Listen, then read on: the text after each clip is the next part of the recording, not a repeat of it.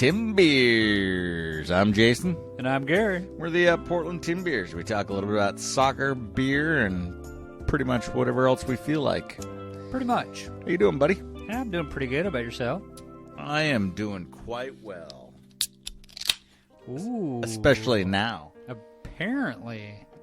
That's a little Pallet Jack, my friend. Yeah, a little Barley Browns. What are you drinking? Same thing. Yeah. These were 2 6-packs I found that I had to go hunting for. Went all over the city. Open season on Pallet Jack? In the can. They don't can their Pallet Jack until just recently. Oh, that's true. Yeah. And John's went through 15 cases in less than a day. Holy smokes. So, and I wanted to have some Pallet Jack for tonight, and I also wanted to have some over the weekend. Yeah. Up at the lake, and couldn't find it anywhere. Used the Untapped app, looking for beers near me, and found it at a little market deli called Capitol Highway Market and Deli. Really? The beer selection, fantastic. I've never heard of this place. Yeah, I think a lot of people have. Andy, our little buddy Andy, introduced us to Little Beast and some other stuff. Yeah. Yeah. He's like, dude, that place is John's. Like, it doesn't have the, like, notoriety of John's. Yeah. But the selection is unreal. This is freaking awesome. Yeah, it's fantastic. So, yeah, I'm walking back and forth the aisle. I can't find Pallet Jack. I'm getting a little frustrated. So I snag some sticky hands. And then as I'm snagging the sticky hands, I see from the corner of my eyeball in the back of the fridge, Pallet Jack. Nice. So I pulled the Pallet Jack, and there were 2 6-packs left. And the guy at Capitol Highway Market, yeah, he's like, that's all we've got.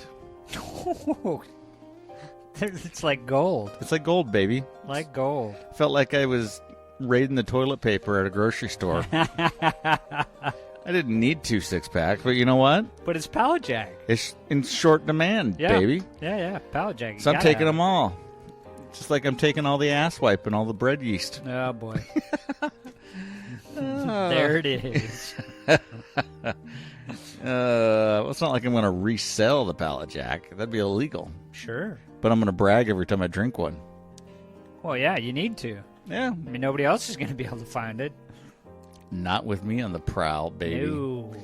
Well, so you're working a lot lately. Yeah. How's that going? It's going. It's funny because I was getting schedule changes almost every 4 hours every day when I was doing days. Right. And now I'm on nights, and it's a lot more steady. I got one change Thursday night or whatever, and then they called me tonight wanting me to work, and I was like, there's no way. I can't do it. Yeah? Got a podcast. Huh. And they, at least you're getting hours, though, right? Yeah, definitely. And that's the big thing is with all the building closures that have happened throughout the Portland area, night times, there's just not a big demand from workers that want the night hour, so... Huh. I'm like, all right, I'll take it. Well, there you go. No hours problem. are hours, baby. Exactly. Better than being on unemployment. Right. Oh, God, yeah.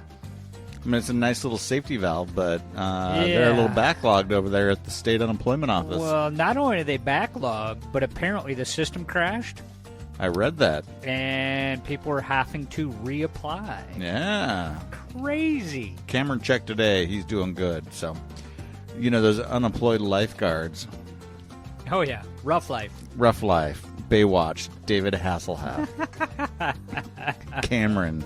His hair kind of looks like David Hasselhoff's, but more blonde lately. Yeah, because you can't get it cut, right? Yeah, you can't get it cut. Yeah. And it's got that, like, chlorine where it stands up. It gets a fro pretty easy. Oh, yeah. Yeah. Well, there you go. Worst things. So, let's see. Took the beer out of the fermenter today, transferred it over to a keg. Yeah. And it smelled quite floral. I'm not going to lie. Now that's the world's most expensive beer.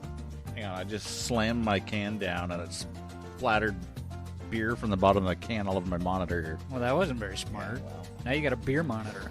Didn't say it was smart. I just said I'd slam my can down. All right, so yeah, it was the world's most expensive beer. Saffron beer. Some ungodly price per ounce of saffron. So. And I didn't really think that little bit would do much, but apparently it did, huh? It did a lot. It doesn't take a lot of saffron to mess around with things. Interesting. I do think as I cold crash this thing, and I'm going to overcarb it, so it's almost champagne-y. Yeah. And I think that'll knock or at least compete with a little bit of that floral taste in it. That'll be interesting. And then I think in the summertime it'll be nice and refreshing. So you're going to have a brute saffron ale. I think I'm going to have a real foamy mess is what I'm going to have. But, yeah. So, yeah, we'll see how it goes. I don't know. It's going to be... It'll be interesting to see how much of this we drink. Huh. So, hopefully Summer Lake Soccer starts up and we can serve it there. Yeah, I'd love to get that started back up. But Yeah. Well, what about you? You were talking about brewing last week, ordering some stuff. Yeah, I haven't got it ordered.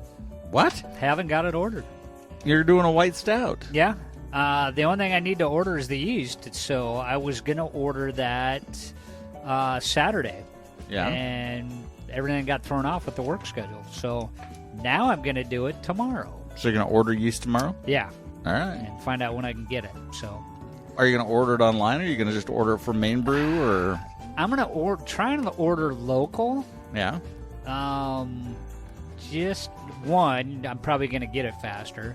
Right. And two, just to support those guys so they can kind of keep going. But I don't. The only thing I've got an issue with is when I'll be able to either pick it up or have it delivered, because that's literally all I'm ordering is just the yeast. And you've got everything else. Yeah, I've got everything else on hand. Interesting. Well, I'm eyeballing what I'm going to brew. I think I'm going to do Debbie's cream ale, I believe, but maybe not. So we scored a fantastic deal over at Grocery Outlet, of all places. Really? $1.99 for a bomber of pre-prohibition Kiwanda cream ale. Oh, wow. For a bomber, $1.99. Yeah, that's a steal. That's ridiculous. So I was talking to their beer buyer over there in King City, and she was saying that she called over there because it's such a screaming deal. They have, I want to say 40 cases. No, it was more than that. I think it was 500 cases. Wow. Left at that price. So at that price. So yeah, they're screaming stuff out. Holy smokes. Yep. So I don't know if I'm going to brew her thing. I might be messing around. I might actually, and hold your ears, baby, I might make an IPA. What? Yep. Wow, I thought I was the only one that cowed to that. Well, I started dating this girl, and she really likes IPA. No, that was you. That's brutal, dude. Brutal. No, I don't know. Brutal. I think I'm going to try my hand. Huh? I'm going to make an Imperial IPA. Oh, Jesus. Yeah. Just go all the way to the extreme. Well, just do it. Maybe not. I don't know. We'll see. I could change my mind. Maybe I'll make a barley wine for the summer. Summer barley wine. Call it summer awake, summer not. That's right. I'm going to call it porch liquor. Just because that's where you end up the next morning. Yeah. Licking the porch. Licking the porch. So, let's see. We've got an interview here with John Van Duzer from Boneyard, and it was recorded at Zwickle into February. We've been holding this little bad boy, flirting with it, teasing it, doing our thing. Yeah. And I thought we'd give this a listen, and then we'll come back and talk a little bit about Boneyard. Yeah. All right, Jason from the Timbeers here with John from Boneyard here. Just sat through your tour, your world-famous tour through the brewery itself, so thank you for that. My pleasure. Yeah, so talk to me a little bit about how long you've been at Boneyard. You talked about that on the tour, kind of what your background is. So our podcast specializes to give us a little background information here. Yeah, you bet. Is the home brewer experience. So we talk a little bit about soccer, about beer, but really we target home brewers and helping them out through the process. So this year, for instance, we're really targeting the homebrew shops, which are struggling as they start to go out of business for whatever reason. Right. And then really talking about it from the tap house side is there's a ton of tap houses that have popped up all over. How do we keep them going?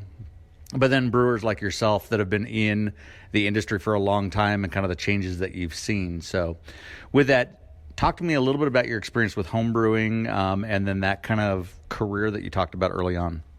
Yeah, basically, I started back at Deschutes like 23 years ago.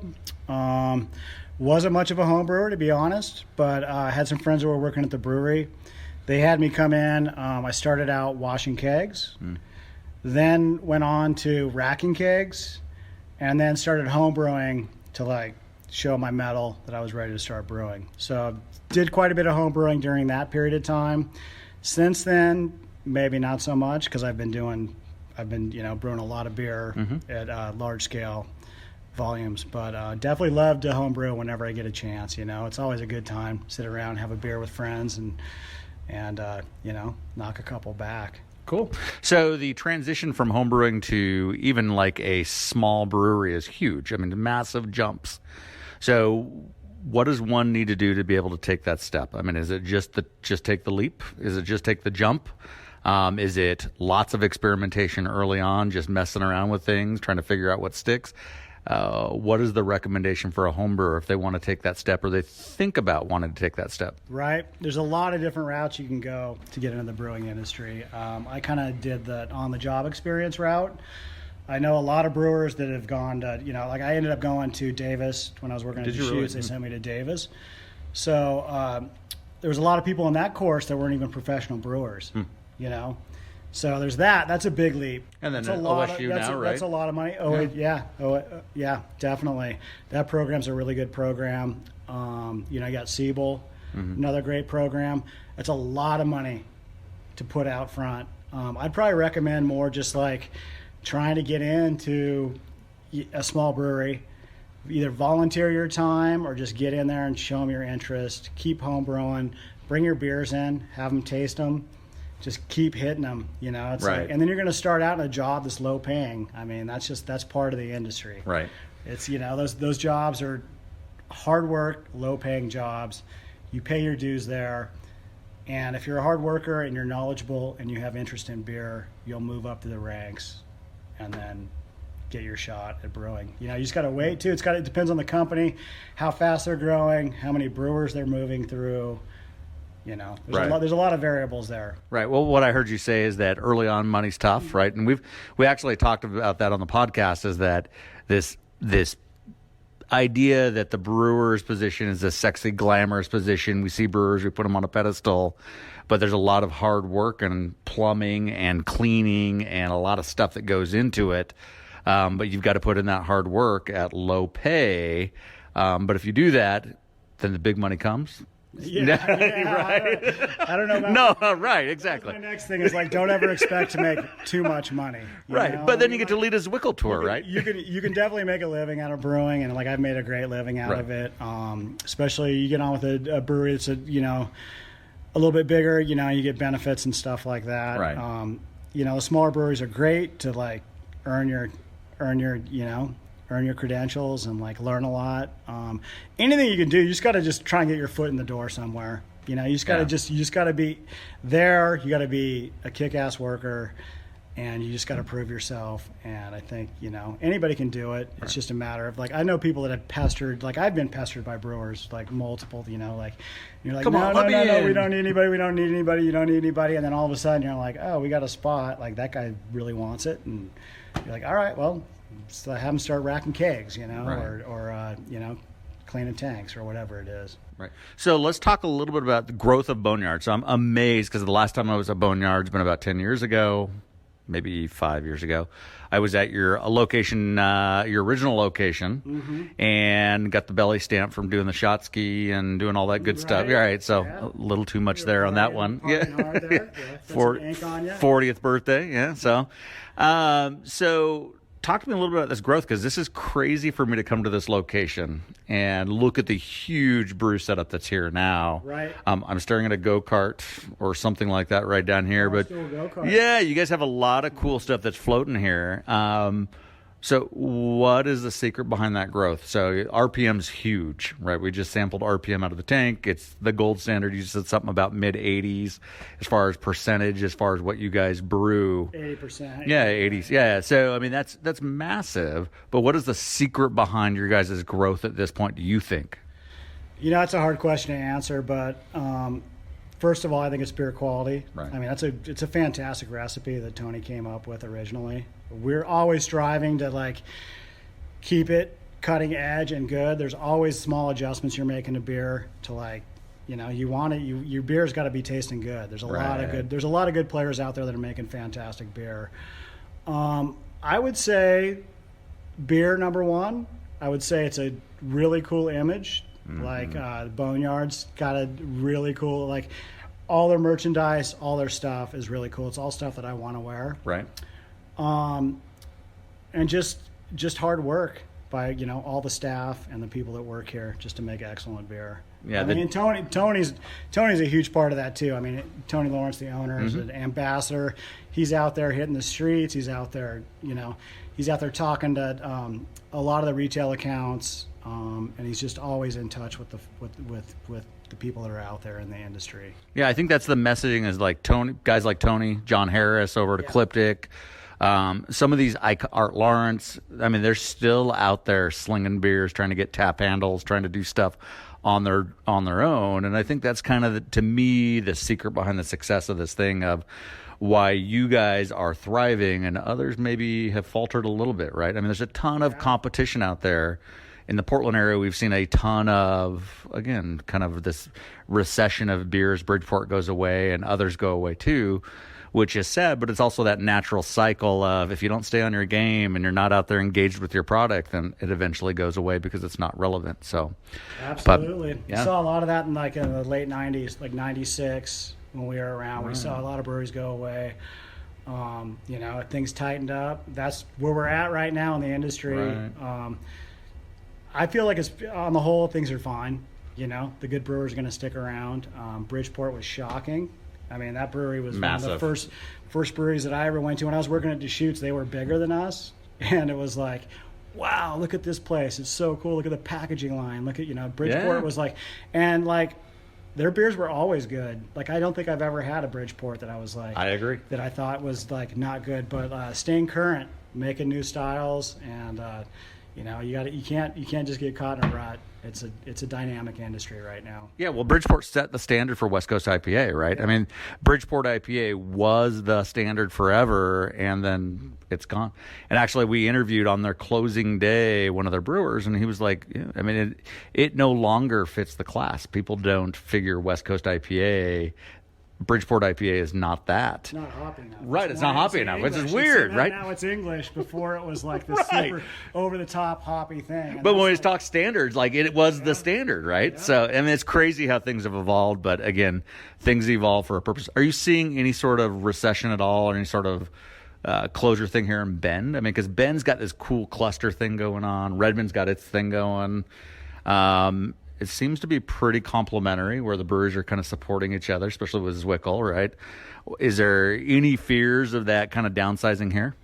One of the cool things about the brewing industry is that people, like especially brewers, you know, where the sales and marketing might go a little bit different direction. Not with us, or because we don't really have much of a sales and marketing team, but the brewers tend to always get along really well, share information. It's pretty wide open. We're not like, there's no big secrets between us. Right. You know, somebody might have like a small secret that they keep, like this is our proprietary thing, but we're always sharing information. We're always more than willing to help other brewers. And it's like, it's competitive. Like, yeah, we want to sell beer, but one of the good things about here is we're draft only.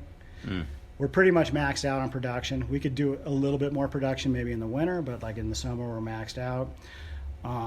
We don't have that demand for bottled product out in the field that can make things a little bit weird after a while. Right, absolutely. You know? I think that changes the dynamic, It changes the dynamic because you have retailers starting to have more influence on what you're making and what you're doing. So draft only is a dream. You know, it's great. We're not working graveyard shifts here at Boneyard, so we brew 3 days a week. I've worked in places where we've worked graveyards, and it really sucks. So we're pretty happy with where we're at. Cool. You know, things are steady. Things are doing well, and I think we're in a really good place. Cool. Awesome, man. I appreciate your time. I know you got probably tours lined up here and a long day, so happy Zwickle. Hey, thanks a lot. Appreciate absolutely. it. John Van Duzer from Boneyard. Booyah. Pretty good interview, man. Yeah, very definitely. I think one of the things in that interview that really stood out to me was when you look at the different market segments that a lot of breweries try and hit and what they try and do production-wise and get their name out there and all this other stuff. Boneyard seems to be very comfortable where they're at and not wanting to go the full like bottle production and putting it outside and all this other stuff, which is kind of cool to see and unusual pre-COVID-19 because everybody else was trying to push their product wherever they could get it. Yeah, I wonder about now. I haven't checked in with them COVID now. Yeah, that would be interesting to see how that model's held up with people not being able to go out and get stuff. But at the same time, if you can still go to your beer production place and get growler fills, they may be okay. I don't know. Well, you're drinking a beer right now that was only drought up until COVID, and they started doing cans. And so that's that deal. Barley Brown said, hey, look, we need to do something to move some of this beer that we've got versus having it rot. And it seems to have done really well. Well, yeah, I think you get a beer with that notoriety. Yeah. And I think RPM could be that beer too. Right. Hop Venom could be that beer. Yep. People would line up for that, right? Especially if it was like brewed fresh and you're going to get that great fresh floral bouquet off it. And, yeah. And canning allows for that. Bottle not necessarily, but right. The canning definitely allows for that. So, yeah, interesting stuff. So that tour was during Zwickle, and there was probably 65, 70 people in this tour that he led. And there's no way that he could interact with most of the people with how large that group was. Right. So I just kind of hung towards the back, and we walked into their sour beer space and waited for everybody to cycle out. And finally, it was just him and I, one-on-one. Debbie had already gone out. And I was like, hey, you got time for an interview? And he was so gracious. Yeah, that's awesome. Yeah, he just led a big tour. He was getting ready to lead another tour, and he spent that time with us. So huge thanks, John. And Boneyard, you guys did awesome tour. We're fans of the brewery, and again, we'll be by, I guess, next time we're in Bend. Yeah. So, cool. All right, man. Well, what else is going on? We got you're not brewing. Not yet. Gonna be brewing. We talked a little bit about that. Right. How's the contacts over? We got this deck of cards staring at us. How's our contacts doing? I'm gonna have to get a contact name from you for Pelican. Why? So I can get that set up. The problem is I don't know when to set it up for, but we got to get that conversation started with them. Yeah, right. Well, I think we just have to get it going and see how it goes. Mine was with Waltz Brewing over in Forest Grove. So, and I've done no better. So I need to do my piece of it. But what I'm proposing is we draw another couple cards. No, you're gonna add to the heap. Yeah. Oh, boy. Yeah. Okay. All right. We'll see how this goes. Are you farting? Nope. That's you cutting All the right. deck. Here you go. Cards are here. Oh, that's a good one. Oh boy. Any ideas what that one is? Not without my glasses.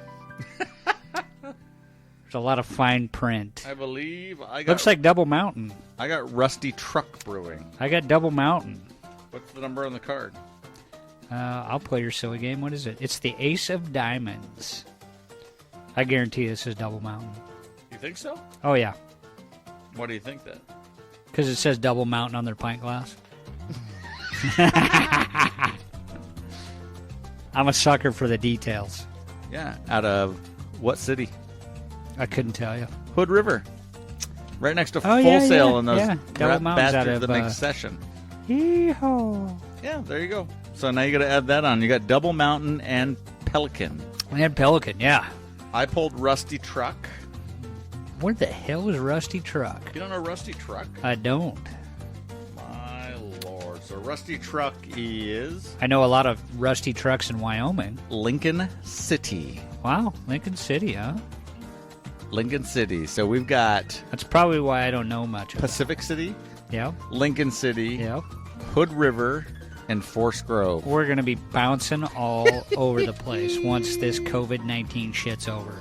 Again, we're drawn from a deck of cards, hand illustrated by Aaron Yornoff Trotter. We'll call him Aaron Trotter. So Call him AT.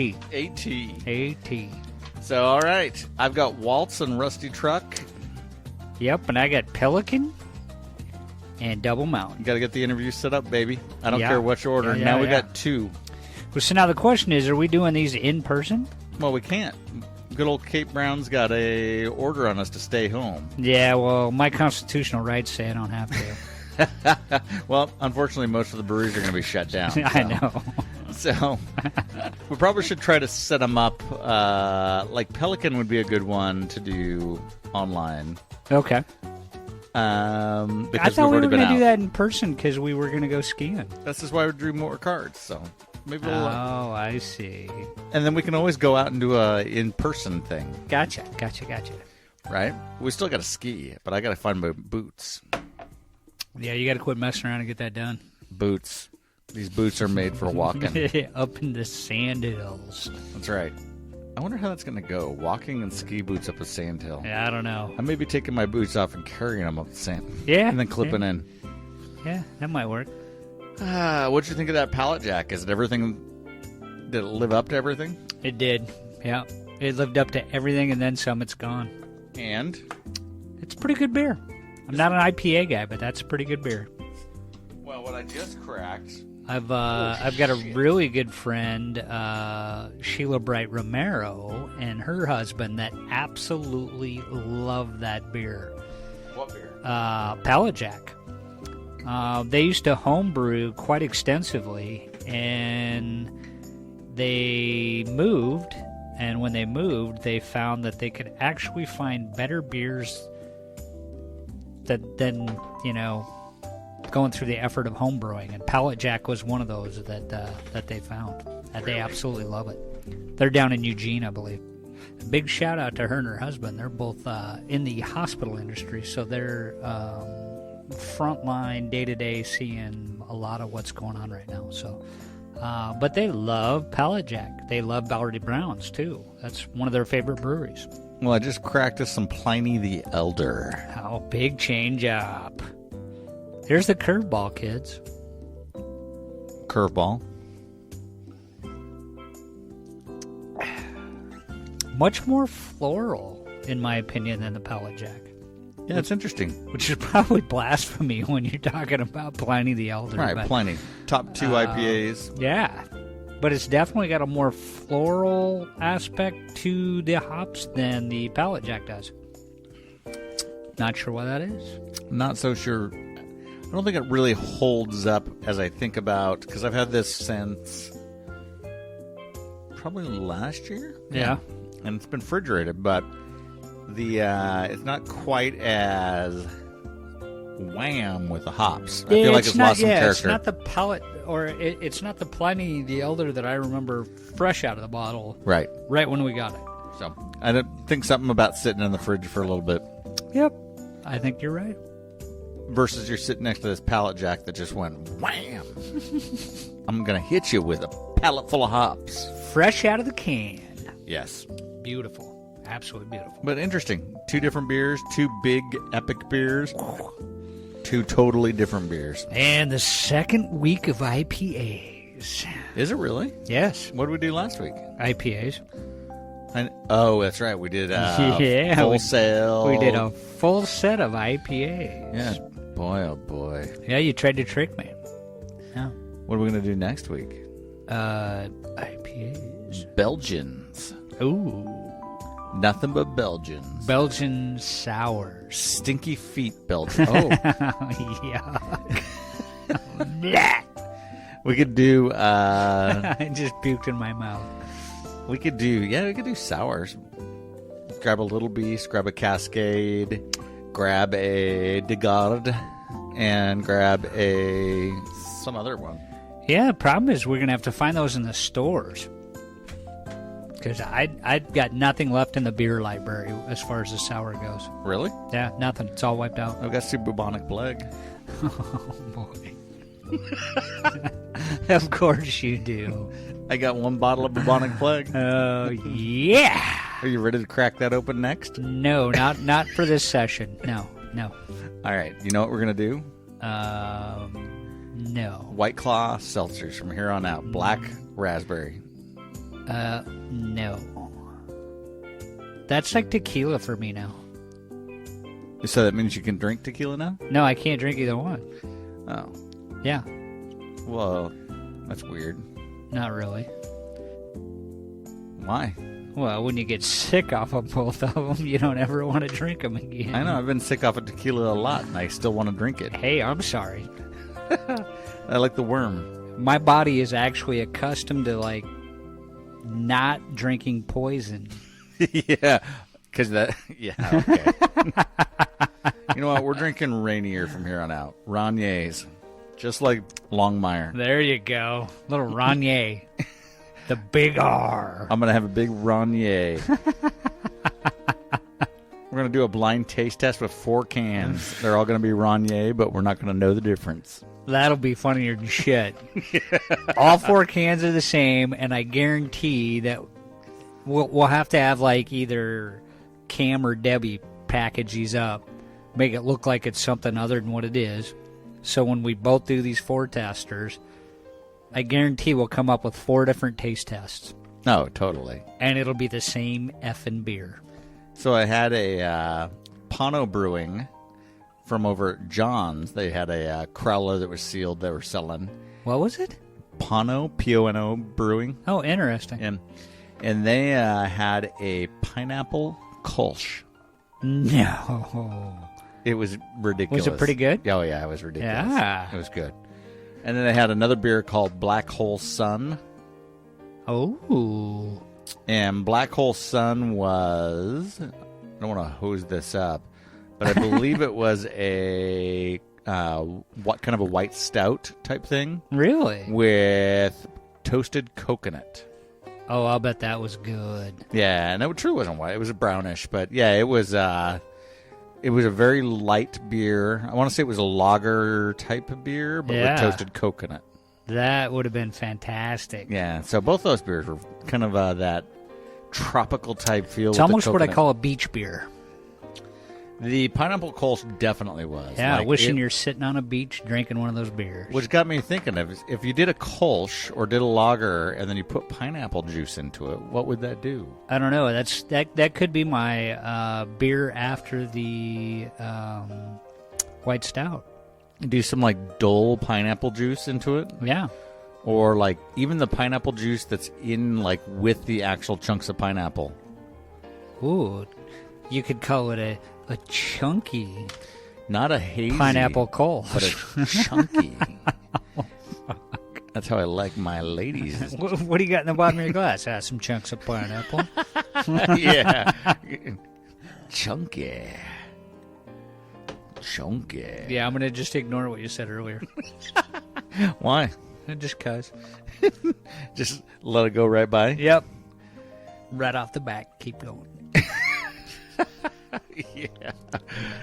All right, buddy. Well, I don't really have anything else. I think this is going to be a shorty but goodie. Yeah, it'll be a shorty.